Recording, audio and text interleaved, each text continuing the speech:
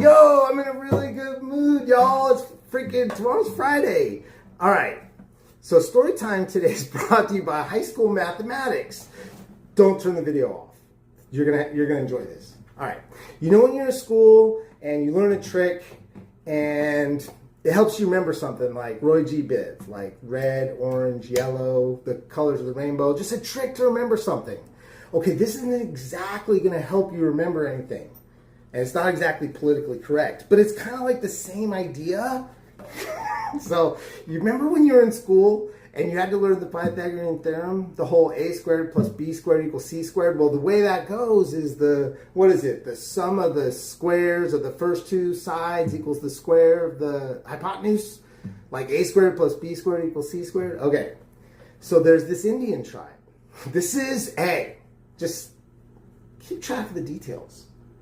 Okay, so there's an Indian tribe, and in this tribe, when you become like 12 years old and you're a boy, it's not exactly politically correct, okay? I think I said that. I don't know. But when the boys turn 12, they go out and they prove their manhood by killing animals. I mean, this is the best way to do stuff.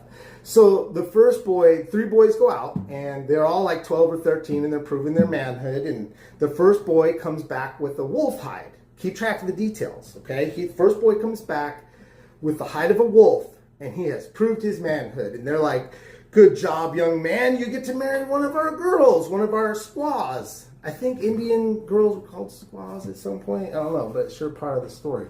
So anyway, he marries one of the squaws. A few years later, they have a son.